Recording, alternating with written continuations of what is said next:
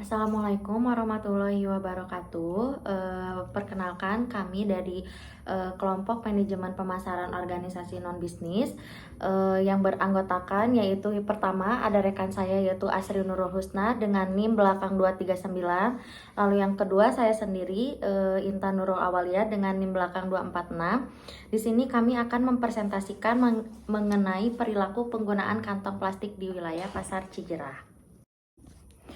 Oke, baik.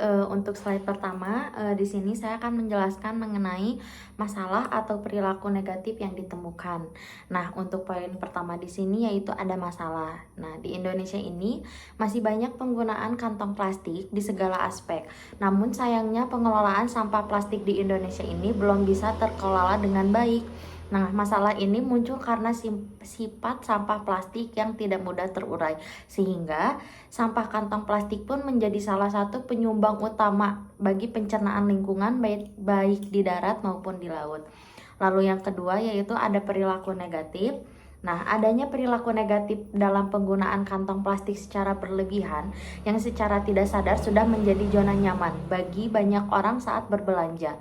Namun, berdasarkan hasil wawancara ini, didapatkan hasil bahwa penggunaan kantong plastik dipilih karena menjadi alternatif yang praktis dan mudah ditemukan.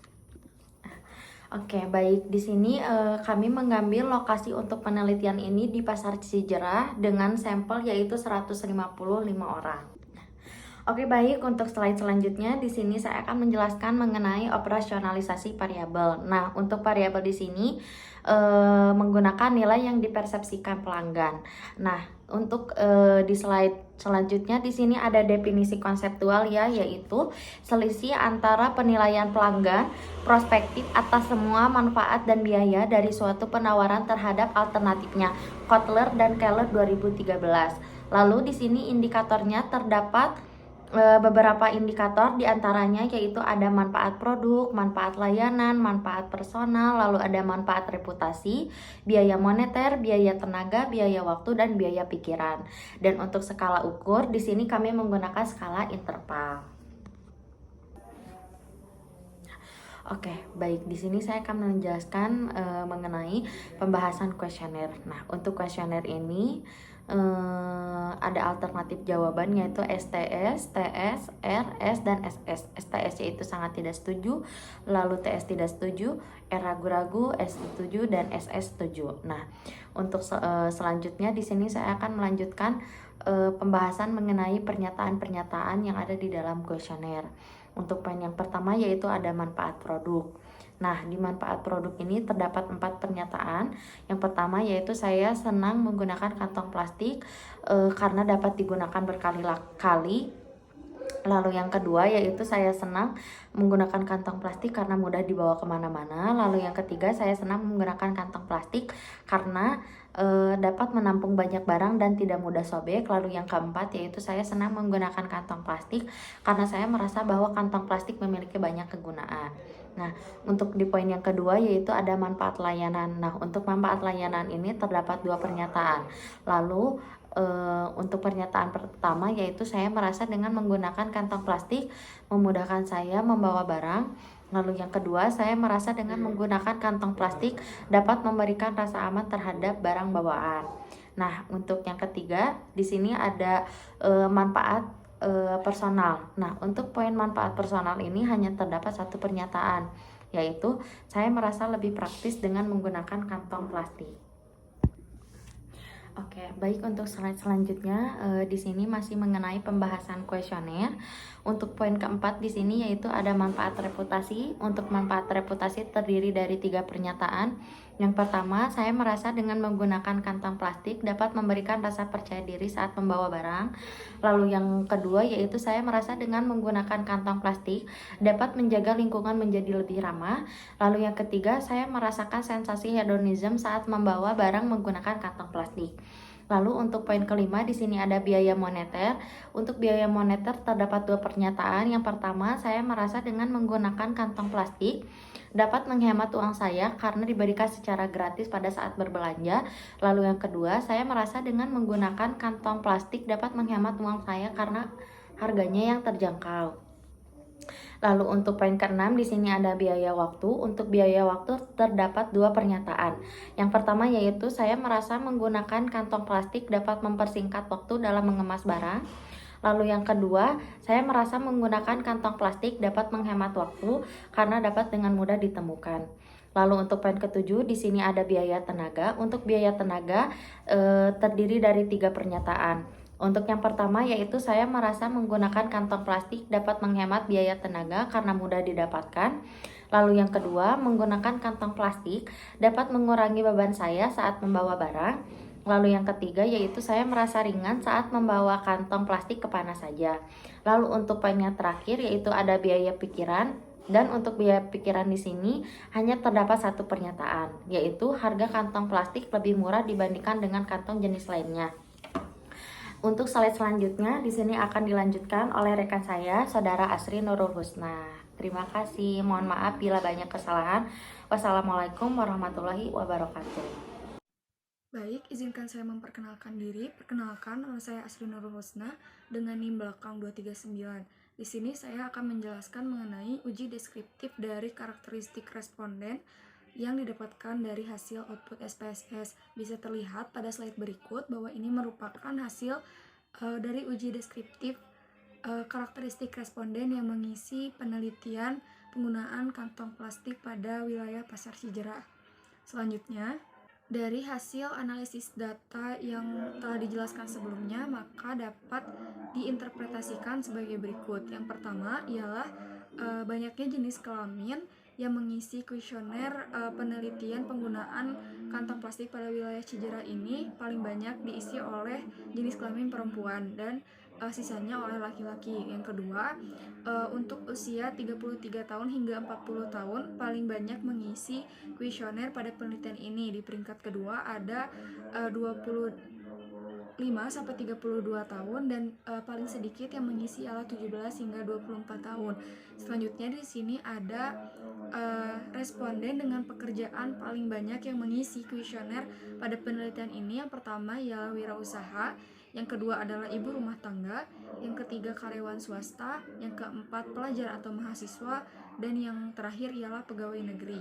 Selanjutnya di sini adalah uji deskriptif dari indikator yang digunakan pada penelitian penggunaan kantong plastik di wilayah Pasar Cijerah. Bisa dilihat ini merupakan hasil dari output SPSS bahwa di sini kami menggunakan responden sebanyak 155 yang dilambangkan dengan lambang N, dan untuk nilai minimum dari setiap masing-masing indikator telah terpampang pada slide ini. Nilai maksimum, nilai min, standar deviasi, dan varians juga telah terpampang di slide berikut ini.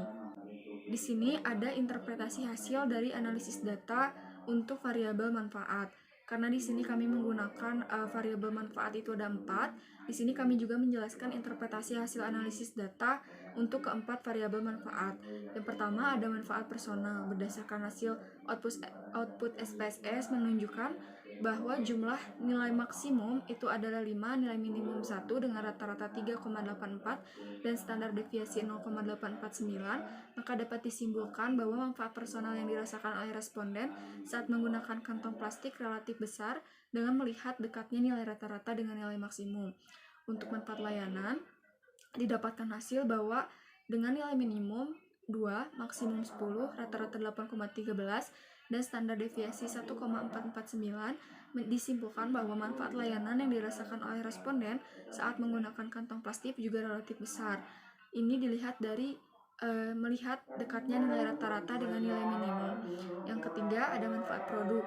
Di sini dapat disimpulkan bahwa nilai minimum dari manfaat produk yang dihasilkan ialah bernilai 4, maksimum 20, rata-rata 16,72, dan standar deviasi sebanyak 2,722. Dari hasil tersebut dapat disimpulkan bahwa rata-rata manfaat produk yang dirasakan oleh responden saat menggunakan kantong plastik juga relatif besar. Dan yang terakhir ialah manfaat reputasi. Di sini berdasarkan hasil output SPSS didapatkan hasil nilai minimum 3, nilai maksimum 15, dan nilai rata-rata 12,09. Dari hasil tersebut dapat disimpulkan bahwa rata-rata nilai responden saat menggunakan kantong plastik juga relatif besar. Selanjutnya di sini saya akan menjelaskan mengenai interpretasi hasil analisis data variabel biaya. Di variabel biaya ini kami menggunakan 4 variabel. Yang pertama biaya moneter dengan nilai minimum 2, maksimum 10, rata-rata 7,72 dan standar deviasi 1,492. Ini dapat disimpulkan bahwa rata-rata biaya moneter yang dikeluarkan oleh responden saat menggunakan kantong plastik juga relatif besar. Yang kedua ada biaya waktu. Berdasarkan biaya waktu, didapatkan hasil bahwa nilai minimum 2, nilai maksimum 10, dan rata-rata 8,25 dan nilai standar deviasi 1,388. Dapat disimpulkan bahwa rata-rata biaya waktu yang dikeluarkan oleh responden saat menggunakan kantong plastik juga relatif besar. Yang ketiga ada biaya tenaga. Di sini dapat dilihat bahwa nilai minimum yang dihasilkan dari biaya tenaga itu bernilai 3, nilai maksimum 15, rata-rata 11,58 dan standar deviasi 2,212. Ini menunjukkan bahwa rata-rata biaya tenaga yang dikeluarkan oleh responden saat menggunakan kantong plastik relatif besar. Dan yang terakhir ada biaya pikiran. Untuk biaya pikiran ini didapatkan nilai minimum 1, nilai maksimum 5 dengan rata-rata 3,97 dan standar deviasi 0,856. Maka dapat disimpulkan bahwa rata-rata biaya pikiran yang dikeluarkan oleh responden saat menggunakan kantong plastik juga relatif besar. Ini semua dilihat dari dekatnya nilai rata-rata dengan nilai maksimum dari setiap variabel yang telah dihitung oleh SPSS. Selanjutnya di sini kami juga mempunyai solusi dari permasalahan atau dari masalah yang terjadi di dalam penelitian kami. Yang pertama, untuk pihak berwenang yaitu pengelola pasar Cijerah sebaiknya harus lebih memperhatikan dampak yang akan timbul dari penggunaan kantong plastik secara berlebihan. Maka dari itu diharuskan untuk memulai kebiasaan baru seperti pengurangan penggunaan kantong plastik baik itu dari penjual maupun dari pembeli dengan cara pembeli membawa kantong belanja dari rumah masing-masing maupun dari segi penjualnya mengingatkan kembali kepada pembeli untuk selalu membawa kantong belanja masing-masing. Untuk solusi yang kedua ialah dengan mengadakan sosialisasi mengenai reduce, reuse, recycle kepada penjual dan pembeli. Dan yang terakhir ialah dengan melakukan program pembagian tote bag kepada pembeli di pasar Cijerah. Ini bisa berarti bahwa solusi untuk yang pembagian tote bag ini dengan cara melakukan pembagian tote bag dibarengi dengan melukis gratis atau bagi-bagi tote bag secara gratis. Ini bisa setidaknya membuat masyarakat tersadar bahwa pemakaian tote bag ini lebih praktis dibandingkan dengan penggunaan kantong plastik. Untuk yang terakhir, adanya kesimpulan dari penelitian ini, yaitu penggunaan kantong plastik di wilayah pasar Cijerah ini tergolong masih tinggi, baik dari penjual maupun pembeli. Maka dari itu, diharapkan dengan adanya penelitian ini dapat bermanfaat, membantu dan menjadi motivasi dalam melakukan kampanye perubahan perilaku kepada seluruh masyarakat, terutama penjual dan pembeli, untuk memulai perubahan pola kebiasaan penggunaan kantong plastik dalam kegiatan jual beli yang menjadi pengurangan penggunaan kantong plastik dan mulai membiasakan membawa kantong belanja masing-masing yang ramah lingkungan seperti kantong eco-friendly. Mungkin sekian pemaparan dari kami. Mohon maaf apabila masih banyak kesalahan. Terima kasih atas perhatiannya. Wabillahi taufiq wal hidayah. Wassalamualaikum warahmatullahi wabarakatuh.